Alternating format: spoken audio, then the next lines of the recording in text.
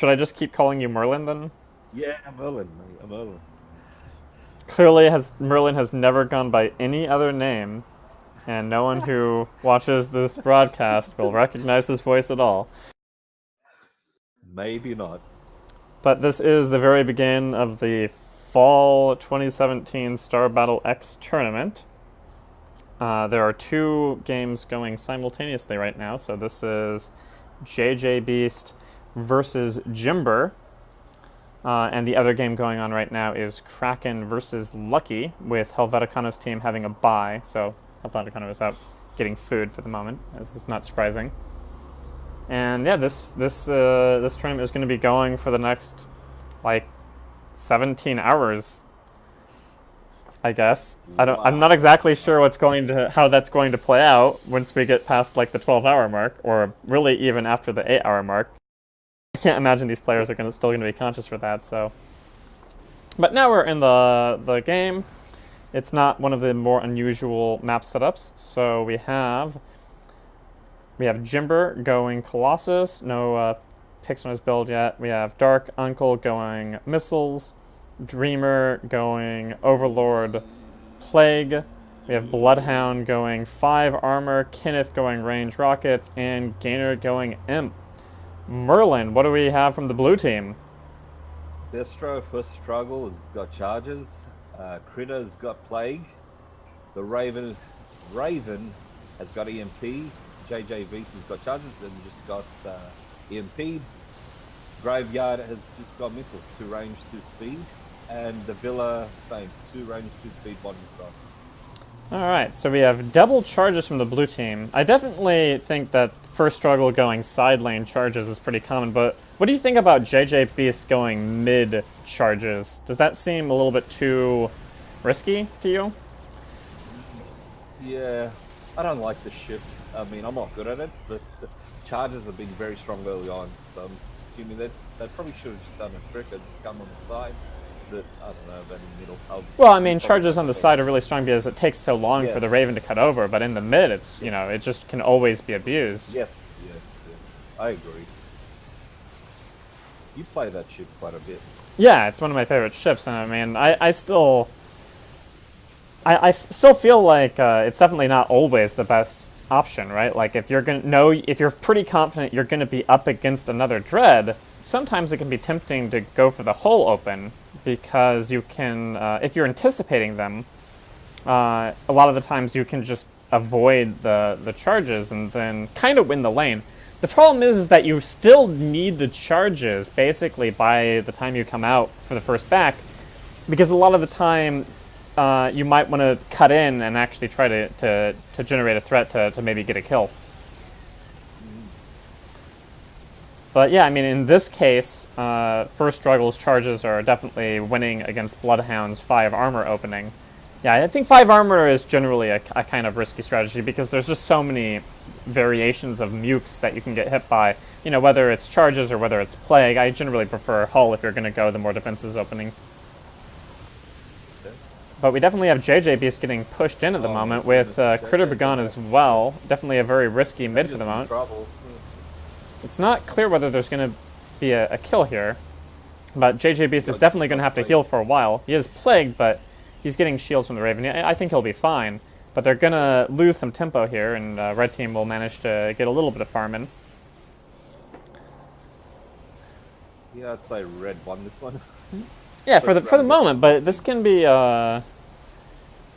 it can be a little bit tricky. I mean, there's still blue team still went back with 700 total score, which means that when they come out, if they can get some good timing in, sometimes they can get a pick. But really, the bigger threat is Oh for wow. blue when they push out, because red will be going back with a lot more total score, a lot The more. Villa's come out with 7 missiles. Yeah, they want to get something right now, definitely. And Kenneth actually stalled for just a second there. He's going to take a lot more rocket fire Yeah, than I it was think a he bad wanted walk to. in, I think. It doesn't look like DeVilla's going to manage to hold rockets on No, he him, hasn't though. got the speed. He's got 161. Yeah. Yep. Graveyard's got the 182, so he's pretty fast. I forget. So Raven versus Raven. D versus D. B versus B, F versus F. And the compositions are pretty similar. Very similar. Very Yeah, similar. O versus O. I think a lot of people... Two tanks. Yeah. Kiting ships. And then it's just the D versus the K is really the main difference between the compositions. Do you prefer the Colossus over the Dread? So you were saying you would have preferred another frigate? It's a good mix. I play the Colo a bit. You know, I like the Colo. Pretty strong later on. It's only bad when you get constantly energy denied, but apart from that, if they don't energy deny the Colo, it's a very dangerous ship. Yeah, absolutely, especially, and even later on, right, one of the nice things about Colo is that once you can get the invincibility in kind of the mid-late game, that you can just ignore their energy deny altogether and actually really get a good push in.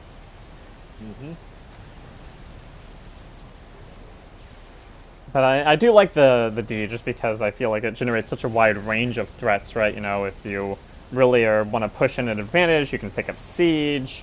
If you're trying to chase someone down, Gats don't have to deal with the problems of you know, not being just slightly out of range. Like, you know, with Colossus, you can just, if you're the D, you can get right on top of the Colossus and ignore the missiles that way.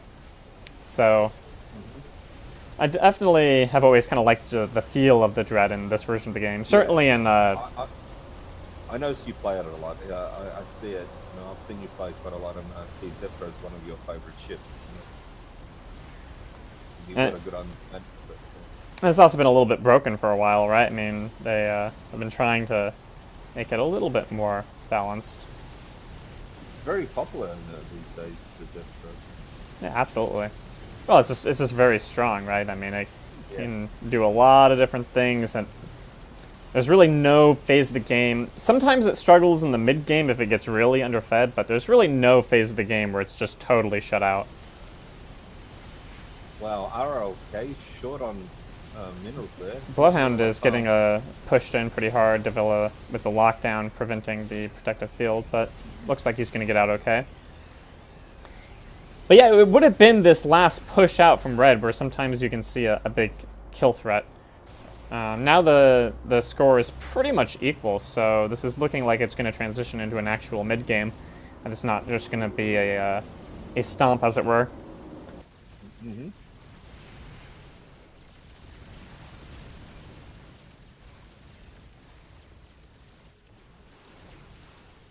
Jimber has Lance. And he's using it. Critter went into early Siphon. Dreamer focused on Contaminate instead. It's interesting. Kenneth just did a cancel torp. You know, that is one skill I've just never mastered, is the torp cancel.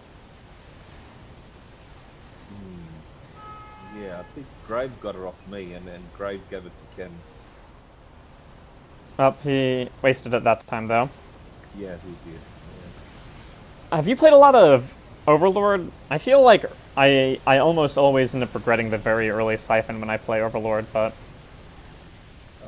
yeah, it depends on what you go. Some people like to just go off Fire Blast. You know, free. Yeah, once you keep on building it up, it's just dangerous with the range and all. It's a very good late game ship. But Siphon would be good, actually, yeah. Ready to get the Plague upgrade as well. Yeah. Yeah, Dreamer's got Contaminate now. Oh no, I'm tripping out. Oh, first struggle is locked down. Lances on JJBeast. This is going to be a push. Yeah, so Critter's gone for Siphon, but Dreamer's gone more attacking. He's gone for the Contaminate and Plague. Yeah, I mean, he picked up the 2 on Energy Blast. I guess that makes sense, but a lot of people just... It seems like a lot of Overlords just like to skip the Energy Blast altogether. Yeah. Depends on the role that they're playing, you know? Well, I mean, what role makes you want to pick up Energy Blast? I'd want Cyblast because, I mean, what have they got as DPS for the red team? No, I don't mean Psyblast. Like, I think a lot of Overlords generally want Psyblast. I mean the Energy Blast for farming, right? Like, Dreamer went 3 Mutalisks and then 2 Energy Blasts, so you spent, 55 minerals for 2-shot Energy Blast. Like, I feel like a lot of Overlords just skip that altogether. Like, critterbegon, just the 2 mutas. He doesn't even get the third muta because the 2 mutas lets him stay on 2-shot farm for right now.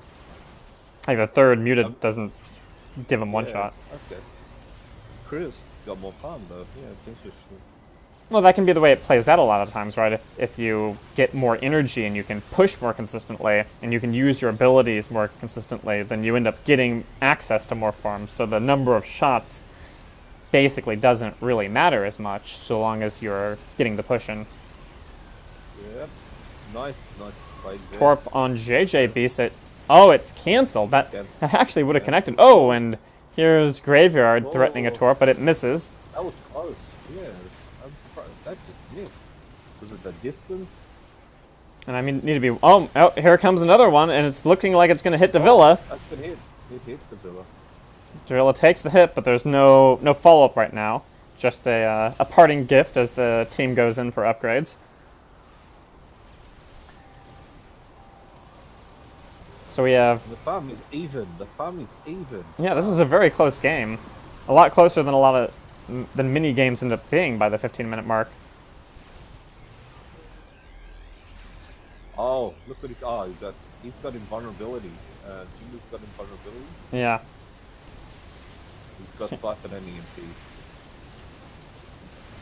Gainer's got the Imp upgrade, and looks like 15-second cooldown on Matrix. DarkUncle is just locked down and missiles. First Struggle has gotten charge and bots. JJBeast also gotten charge and bots, the usual Dread package. Ken's got the warheads. Flash damage. Yeah. I mean, it can be good for farming. Farming, yeah. But also good in the push if the team is going to try to clump up, right? I mean, there are the 2 Dreads, so usually they would be able to provide a lot of cover. So if you're thinking you're going to see bald enemy groups, then Ripwave can be really nice. Mm-hmm. Nice Siphon. Graveyard coming out with rapid reload on the rockets and level 10 rockets, 130 damage per rocket, 11 range. JJB still no actual armor on his Dread. That's a big difference. Ooh, Torp on Bloodhound. Gets some splash in, just a little bit of splash in on Dreamer. Hopefully this isn't me. Did the game just lag for you at all? No. Oh, crap. Oh, that's not good. I've had issues with Starcraft 2 for the last few months. I've been trying to figure out what the problem is. Oh, invulnerability has been triggered. Jimber has popped invuln.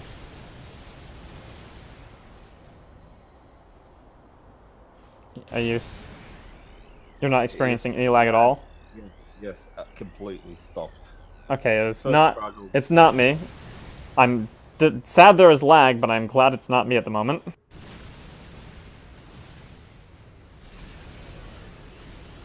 Oh, JJ is in trouble.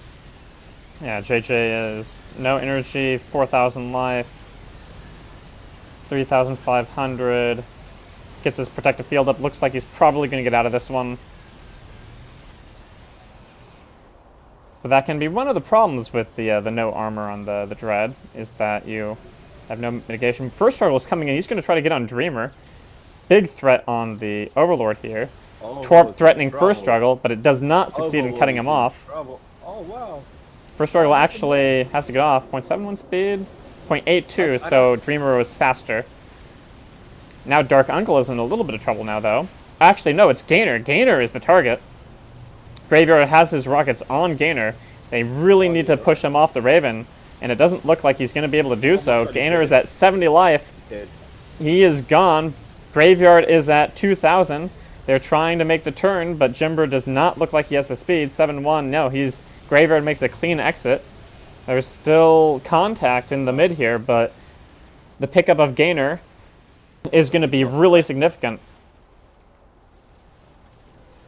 Losing Raven, I mean, Raven is often the first ship to go, but it's always going to be significant, right? I mean, it means every ship is going to be at much more risk of getting picked off without the defensive matrix possibility. And they don't have radar now. Now there's a lot of possibilities of just charging him down, warp tricking.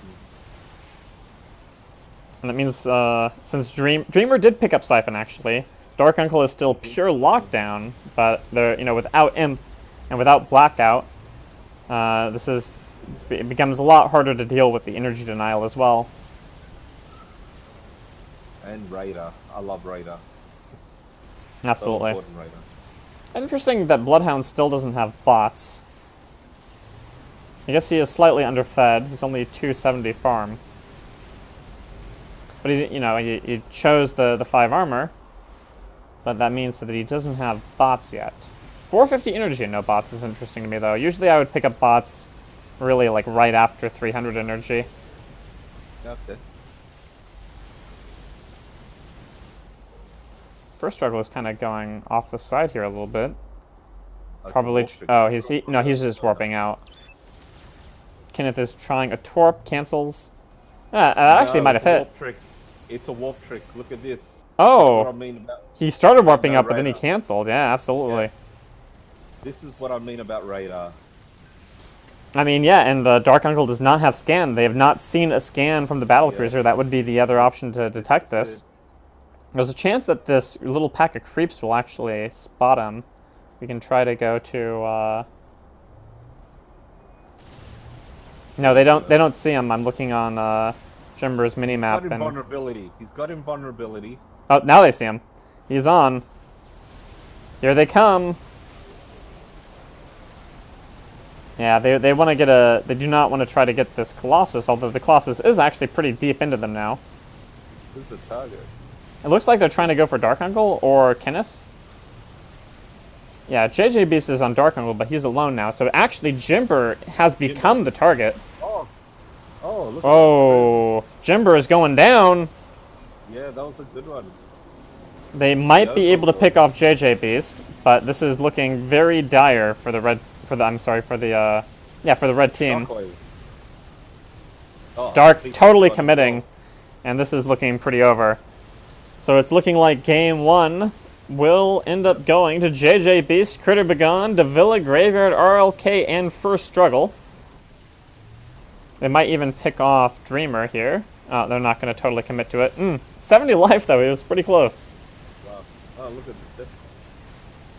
Everyone is coming back beat up here, and there's really, I mean, Jimber is their team captain, so his GG should be taken as the concede here, so that we should be able to get into the second lobby pretty soon, ideally. We'll see if there's enough coordination for the rest of the team to actually leave now. Yeah. Although I don't think, there is no errata for the rules in this tournament, so it could be that Captain GGs aren't taken as an immediate concede for the whole team. Looks like Kenneth wants to shoot a few more torps anyway. Because why not? Are they leaving? Nah, but they are starting to leave now. Yeah, did you see the shockwave? It was quite a good shockwave. Yeah, definitely. That was how Jimber went down. Yeah. It was another 1,000 points of damage. He was already. It looked like he was still already going to go down, but it was a pretty nice finisher. Prevented anyone else from the team from getting on and mitigating the damage. But yeah, without the Raven there, like he needed the Raven to survive even without the shockwave. Looks like Dreamer and Kenneth don't want to leave yet. Is that what's going on here? Yeah.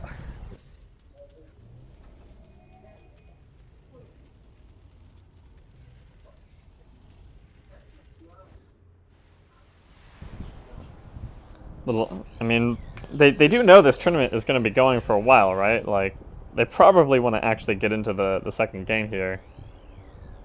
The struggle is again hiding away. Setting up the warp trip. Well, I mean, that's still good. They just want to take out the battle station as quickly as possible. This is a banana. This is fun.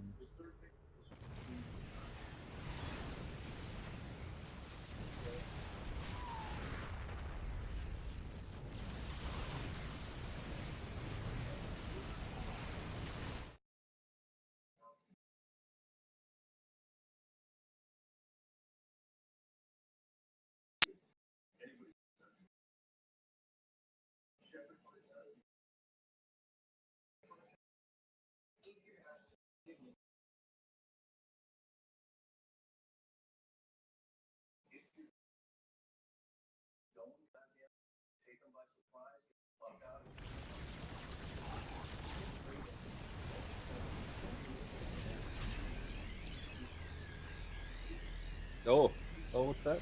Dead. They actually managed to... Kenneth managed to get his pick on JJBeast. That must be satisfying in a game that is otherwise quite clearly lost. Well, what's the go with that in regards to full GGS, that a ship has been down? What's going to happen now? Oh, they're just playing for fun, I guess, until all the ships are dead. Right, okay, so do these kills count or after the GGS? There's no actual rules errata for the way... This is something I was trying to get from Helveticano earlier, was what actually is how the winning teams are determined. That would be pretty helpful information. Yes, I'd say. Like, is there some, like, I don't think there's any rule sheet, right? Like, it's just... I don't know. I haven't paid attention to this, but yeah, yeah, you probably need to ask Helvetica. Helvetica. You know, let me read it. Here we got...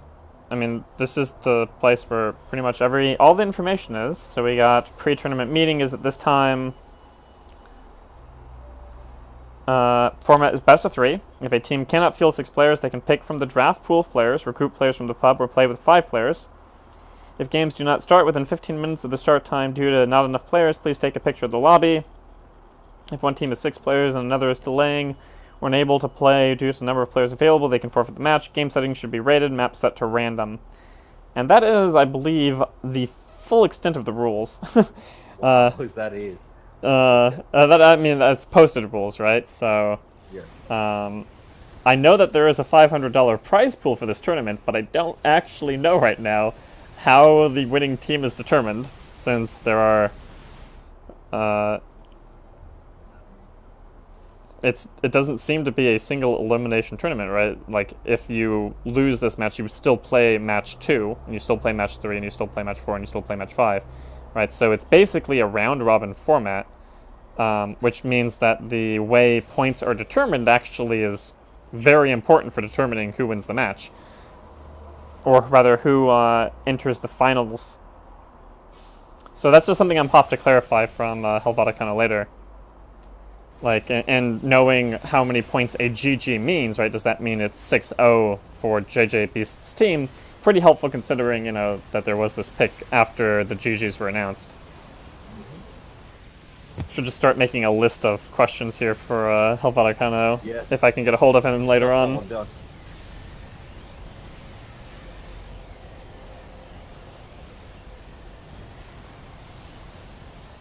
I wonder if he's done eating yet, or whether he's still around somewhere.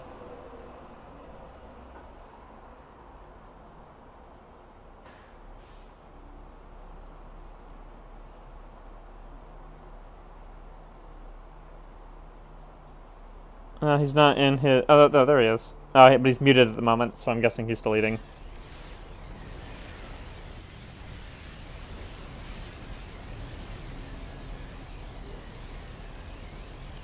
But I can ask JJBeast and Jimber too once the match is out, whether they have a clear understanding of the rules. But it looks like the mothership's going to go down here. And so the fun phase of the post-game will come to an end here. And we should then be able to get into the lobby for game 2. So is it 6-0 or what is it, 5-0? I mean, my assumption would be that it's 6-0 for Yeah, okay. for JJBeast.